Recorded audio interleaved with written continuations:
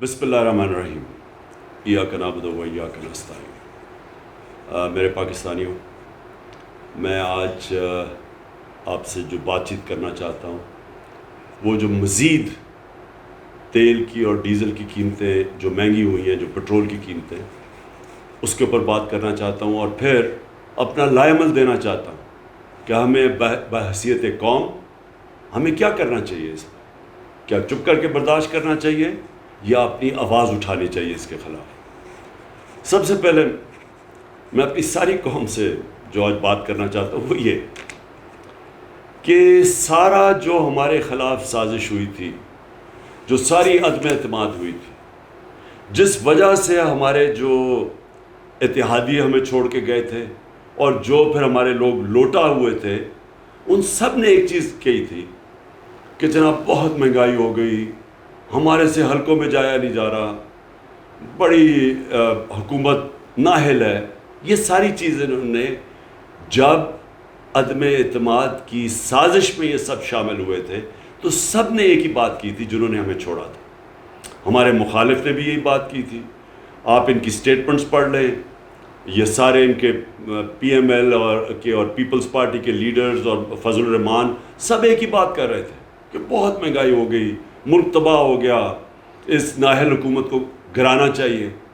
یہ ہم نے ساری باتیں سنی۔ وہ میڈیا کے لوگ جو ان کی ساری پشت پہ کھڑے تھے، ساروں نے ایک ہی بات کی، مہنگائی۔ تو آج میں اپنی قوم کے سامنے حقائق رکھنا چاہتا ہوں۔ پہلے تو میں پھر سے اپنی قوم کو بتانا چاہتا ہوں کہ اللہ الحق ہے، سچ کا خدا ہے۔ اس کا بار بار وعدہ آتا ہے کہ سچ سامنے آئے گا، زیادہ دیر سچ چھپتا نہیں ہے۔ 3 سال ہم نے یہ ساری چیزیں سنی۔ جو بھی لوگ اس سازش میں ملوث تھے انہوں نے مہنگائی پکڑ رکھی، کیونکہ عام طور پہ جب بھی حکومتیں جاتی ہیں اس ملک میں، اور یہ 2 دفعہ حکومتیں نکالی گئی 90 کی دہائی میں، پیپلز پارٹی اور نون لیگ ہمیشہ کرپشن پہ گئی ہیں۔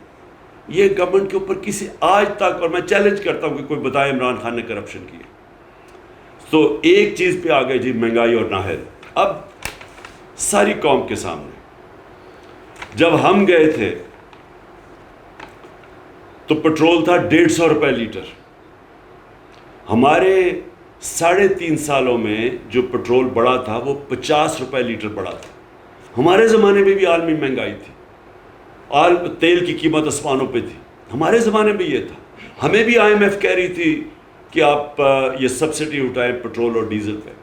ہم نے 200 روپے کی سبسڈی دی تھی پٹرول پہ اور ڈیزل پہ، صرف اس لیے کہ ہم نے اپنے لوگوں کو بچانا تھا یہ جو بڑھتی ہوئی مہنگائی ہے۔ جب پٹرول اور ڈیزل بڑھتا ہے تو ساری چیزیں مہنگی ہو جاتی ہیں۔ تو ہم نے اس لیے سبسڈی دی تھی، ہمیں پتہ تھا کہ اس کا سب سے زیادہ جو تکلیف ہوتی ہے وہ عام آدمی کو ہوتی ہے۔ تو اس لیے ہم نے 200 ارب روپے کی سبسڈی دے کے، IMF ہمیں کہہ رہا تھا مہنگا کرو، ہم نے 10 روپے کم کیا اس دونوں کی، ڈیزل اور پٹرول کی قیمت۔ لوگوں کو تحفظ دیا اس مہنگائی سے جو عالمی مہنگائی تھی۔ تو ہمارے دور میں پھر سے 150 روپے لیٹر تھا پٹرول، آج 85 روپے انہوں نے بڑھایا اب تک، اور یہ مزید بڑھے گا۔ یہ میں آج آپ کو کہہ رہا ہوں کہ اب یہ اور اوپر جائے گا۔ آج ہے 235 روپے لیٹر۔ ڈیزل ہمارے زمانے میں 145 روپے لیٹر تھا۔ ہم نے جان کے کم رکھا تھا، کیونکہ جب ڈیزل مہنگا ہوتا ہے تو ساری ٹرانسپورٹ مہنگی ہو جاتی ہے۔ خاص طور پہ جو کسان ہے اس کو وہ جو جنریٹر جو ٹیوب ویل چلاتا ہے جنریٹر پہ، وہ سب مہنگا ہو جاتا ہے۔ تو اس لیے ہم نے 145 پہ رکھا تھا۔ انہوں نے 115 روپے لیٹر ڈیزل کی قیمت بڑھائی ہے، آج 260 روپے لیٹر ہے۔ اور یہ میں آج آپ سب کو کہہ رہا ہوں کہ آپ دیکھتے رہیں، یہ ابھی مزید اور اوپر جائے گا۔ یہ اگلے مہینے یہ ڈیزل اور پٹرول کی قیمت ابھی اور بڑھے گی۔ تو اس کا مطلب کہ ساری ٹرانسپورٹ مہنگی، کسانوں کے اوپر جو گزر رہی ہے، پہلے پانی نہیں ہے، بارشیں نہیں ہوئیں تو پہلے ان کے لیے مشکلات ہیں، اب یہ ڈیزل سب سے زیادہ متاثر کرے گا کسان کو۔ پھر بجلی ہم چھوڑ کے گئے تھے 16 روپے یونٹ، آج بجلی ہے 29.5 روپے یونٹ، اور ابھی خود انہوں نے کہا کہ یہ ابھی مزید اور بڑھے گی۔ تو اس کی بھی تیاری کریں کہ ابھی رکے گی نہیں. 16 روپے سے تقریباً 30 روپے یونٹ پہ چلے گی یہ بجلی. جو عام آدمی کے لیے سب سے اہم چیز ہوتی ہے آٹا. ہم چھوڑ کے گئے تھے 20 kg کا بیگ تھیلا 1100 پہ, آج وہ پہنچ گیا 1500 پہ. اور یہ وہ چیز ہے جو کہ عام گھرانوں میں لوگوں کو افیکٹ کرے گی. پھر گھی, یہ بھی ایک بنیادی چیز ہے جو عام آدمی استعمال کرتا ہے, اور اس کے لیے بڑا اس کا سارا جو بھی بجٹ ہے اس کا وہ افیکٹ ہوتا ہے. 400 kg پہ ہم گھی چھوڑ کے گئے تھے, اور یاد رکھیں یہ عالمی مہنگائی کی وجہ سے ہمیں قیمتیں اس کی بڑھانی پڑتی تھی. تو آج وہ پہنچ گیا 650 روپے kg. 400 روپے سے 650 روپے پہ گھی کی قیمت پہنچ گئی. پھر جب عدم اعتماد کی انہوں نے سازش کی تو جو ڈالر تھا ہمارے وقت پہ 178 روپے کا تھا. یاد رکھیں ہمیں مشکل کیوں پڑی ہوئی تھی, ہمارا اتنا بھی اس سے بھی کم ہونا تھا روپیہ, کیونکہ ہمارا جو بیرونی خسارہ تھا وہ ہم نے تیسرے سال بالکل کم کر دیا تھا. یہ چھوڑ کے گئے تھے نون لیگ تاریخی بیرونی ملک خسارہ, یہ چھوڑ کے گئے تھے تقریباً 20 ارب ڈالر. کبھی اتنا بڑا خسارہ پاکستان میں نہیں ہوا. ہم نے اس کو تیسرے سال بالکل نیچے لے آئے تھے. بدقسمتی سے عالمی قیمتیں اوپر چڑھی گئیں. ہمیں سب سے بڑا جھٹکا تیل کا پڑا جو آج ان کو بھی ہے. لیکن اس کے ساتھ ساتھ ہم نے کرونا کے لیے جو ویکسین خریدی تھی وہ 2 یا 3 ارب ڈالر ہمارا ادھر چلا گیا. تو اس کی وجہ سے ہمارا ہوا, اور جو روپیہ ہمارا متاثر ہوا. تو اس کے باوجود 178 روپے کا ڈالر تھا, آج ڈالر پہنچ گیا ہے 208 روپے پہ. 30 روپے ڈالر مہنگا ہوا ہے. اب اس کے جو اثرات ہیں, ابھی جتنی بھی آپ کو میں نے مہنگائی بتائی ہے, یہ اس سے اب بہت بڑھے گی جب آہستہ جب روپیہ گرتا ہے اور جب ڈالر مہنگا ہوتا ہے اور ڈالر میں چیزیں خریدتے ہیں تو یہ بھی تیل اور مہنگا ہوگا. اس کا مطلب ڈیزل, پٹرول, بجلی یہ سب اور مہنگی ہوں گی. اچھا, اب میں صرف یہ ہلکا سا آپ کو بتا دوں کہ یہ جب سازش ہوئی تھی تو آپ کو یہ سمجھ آنی چاہیے, میں اپنی قوم کو کہنا چاہتا ہوں کہ ہمیں تو نااہل کہہ رہے تھے, لیکن جو پاکستان اکنامک سروے کی جو رپورٹ ہے اس کے مطابق یہ پاکستان کے جو پچھلے ہمارے جو 2 سال تھے 5.6% پہ ہماری اکانومی کی دولت میں اضافہ ہوا تھا, اور اس سال جب ہمیں ہٹایا گیا 6% گروتھ ریٹ تھی پاکستان کی. اب یہ سمجھ جائیں کہ یہ 2005 کے 5-6 میں شاید اس طرح کی گروتھ ریٹ تھی, لیکن ان دونوں پارٹیز نے کبھی اس طرح کا گروتھ ریٹ 2 سال مسلسل نہیں کی. اور یہ اس وقت ہماری حکومت ہٹائی گئی جب اکانومی اوپر جا رہی تھی. ہماری جو انڈسٹری تھی, میں صرف یہ آپ کو بتا دوں کہ ہماری انڈسٹری 7.2% پہ بڑھ رہی تھی. ہمارا جو زراعت تھی وہ 4.4% پہ بڑھ رہی تھی. اور یہ اس کی وجہ سے ملک میں خوشحالی آ رہی تھی, کسانوں کے پاس پیسہ آ رہا تھا. کبھی اتنا زیادہ پیسہ کسانوں کو نہیں گیا جو ہمارے دور میں گیا یہ پچھلے 2 سالوں میں. ہماری پیداوار ریکارڈ تھی 4 فصلوں کی.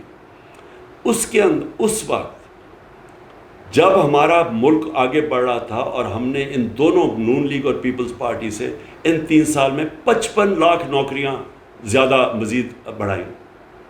سارے برِ صغیر میں جس ملک میں سب سے کم بے روزگاری تھی وہ پاکستان تھا.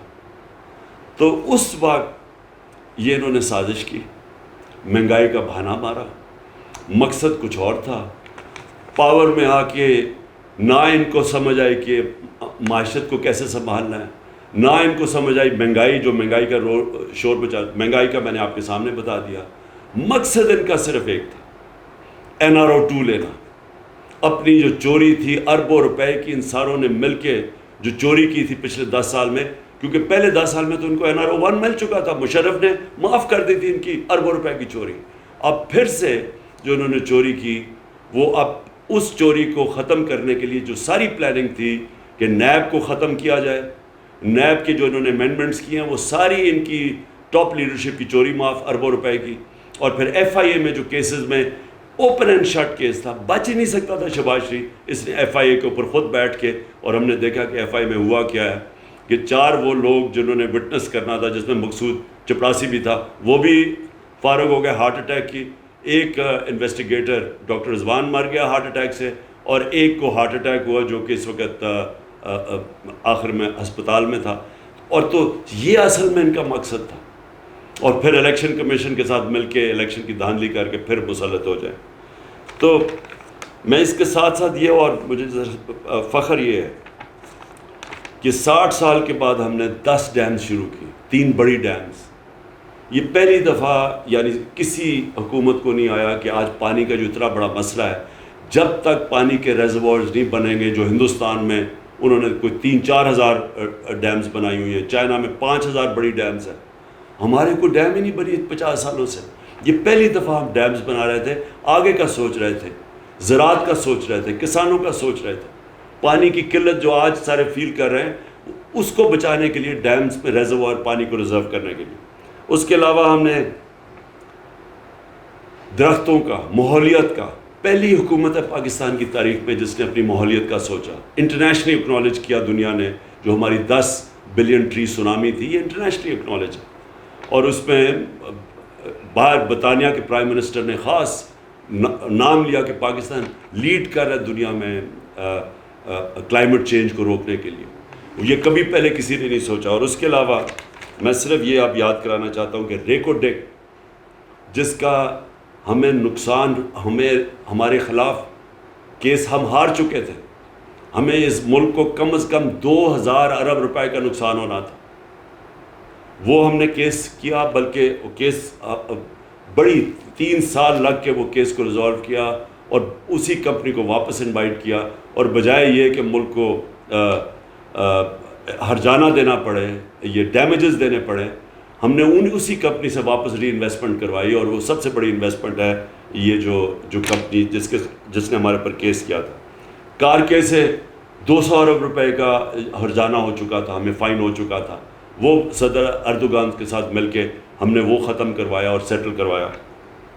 پھر صرف NHA کے اندر نیشنل ہائی وے اتھارٹی میں 1,000 ارب روپیہ ہم نے بچایا. یعنی وہ سڑکیں جو انہوں نے 2013 اور 18 کے بیچ میں بنائی تھی، جو ہم نے سڑکیں بنائی 2018 سے اب تک، اس میں 1,000 ارب روپیہ کم قیمت پہ ہم نے سڑکیں بنائی. مطلب یہ کہ 1,000 ارب روپیہ جو ان کی جیبوں میں گیا تھا، وہ ہم نے کرپشن بچائی. اب میں آخر میں اپنی ساری قوم کو کہتا ہوں کہ اب ہمارے اوپر ہے، ہم اگر اس امپورٹڈ حکومت کی جس طرح کی یہ عوام مہنگائی کی دلدل میں دھنس رہی ہے، اگر ہم آرام سے اسی طرح بیٹھے رہے تو میں آج آپ کو بتا رہا ہوں کہ ابھی مزید اور مہنگائی بڑھنے والی ہے. اور ان کے جو سربراہ ہیں ان کو کوئی فکر نہیں ہے پاکستان میں کیا ہوتا ہے، کیونکہ ان کے اربوں ڈالر ملک سے باہر پڑے ہوئے ہیں. ان کے 30 سال سے اس ملک سے منی لانڈرنگ کر کے پیسے باہر لے کے گئے. ان کو کوئی فرق نہیں پڑے گا. فرق پڑے گا جس کا جینا مرنا پاکستان میں. تو میں آج ساری قوم کو پرامن احتجاج کے لیے آج دعوت دے رہا ہوں. اتوار کو 9 بجے سب نے پرامن احتجاج کرنے کے لیے نکلنا ہے. میں ساری اپنی قوم کو، ہر شعبے کو، ٹریڈ یونینز کو، پروفیشنلز کو، ڈاکٹرز کو، انجینئرز کو، کلرکس کو، سرکاری نوکروں کو، میں آج سب آپ کو دعوت دے رہا ہوں کہ اگر آپ نے یہ تماشا مزید اور دیکھنا ہے تو یہ یاد رکھیں کہ جو آگے مہنگائی آ رہی ہے وہ اس سے بہت بڑھ کے آ رہی ہے. تو میں سب کو آج دعوت دیتا ہوں، اتوار کو 9 بجے آپ نے سب نے احتجاج کرنا ہے.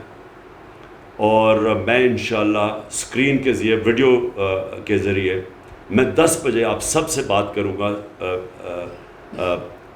ویڈیو اسکرین کے ذریعے. تو میں چاہتا ہوں کہ آپ سب نکلیں پرامن احتجاج، اور اپنے شہروں میں نکلیں، اور شام کو 9 بجے نکلیں، اور 10 بجے میں آپ سے بات کروں گا. میں یہ چاہتا ہوں کہ ایک پیغام جائے ان لوگوں کہ اگر آپ سنبھال نہیں سکتے تھے اس ملک کو تو کیوں اتنی سازش کی. اگر آج آپ کہہ رہے ہیں کہ جی बारूदी सुरंगें बना दी गई हैं, तो क्या آپ کو ضرورت تھی کہ ایک ملک جو صحیح طرف لگا ہوا تھا اس کو کیوں آپ نے ڈیریل کیا؟ صرف اس لیے کہ اپنی چوری بچانے کے لیے. اور آج آپ ہمیں کہہ رہے ہیں کہ جی ہم کیا کریں جی، یہ تو بڑا انٹرنیشنلی قیمتیں اوپر بڑھ گئی ہیں، عالمی بحران ہے. آج آپ کو یہ یاد آیا؟ آپ کو نہیں پتا کہ یہ پہلے سے ہم جو سارے فیس کر رہے تھے. بار بار میں بتا رہا تھا کہ ہم بڑی مشکلوں سے اپنے لوگوں کو مہنگائی سے بچا رہے ہیں، اور یہ جو عالمی مہنگائی ہے اس سے ہم پروٹیکٹ کر رہے ہیں. کس طرح ہم نے سبسیڈائز کیا؟ تب تو سارے لگے ہوئے تھے کہنے کہ جی اس کو کیوں اس نے پٹرول کی قیمت بڑھائی اور ڈیزل کی، اور مہنگائی کیوں کر رہا ہے؟ مہنگائی مارچ ہو رہی تھی ہمارے خلاف. تو آج میں سوال ان سے پوچھتا ہوں کہ جو آج آپ نے مہنگائی کی ہے، یہ سارے ملک کی تاریخ میں ہی ایسی مہنگائی نہیں ہوئی. تو صرف اور صرف اپنے پیسے بچانے کے لیے آپ آئے تھے. اس لیے میں قوم کو کہتا ہوں کہ میں آج سب کو آج آپ کو دعوت دے رہا ہوں اس احتجاج میں شرکت کریں. میں تو بلکہ پولیٹیکل پارٹیز کو دعوت دے رہا ہوں. میں تو عام اپنی خواتین کو جو آپ گھر میں دیکھ رہی ہیں قیمتیں بڑھتے ہوئے، میں آپ سب کو دعوت دے رہا ہوں. پرامن احتجاج کرنا ہمارا حق ہے، یہ ہمارا جمہوری حق ہے، یہ ہمارا آئین ہمیں حق دیتا ہے، اور ہم نے ہمیشہ پرامن احتجاج کیا ہے. اور انشاءاللہ اتوار کو آپ سب نے نکلنا ہے، اور میں انشاءاللہ اتوار کو رات کے 10 بجے ویڈیو کے ذریعے آپ سب سے بات کروں گا. پاکستان پائندہ باد.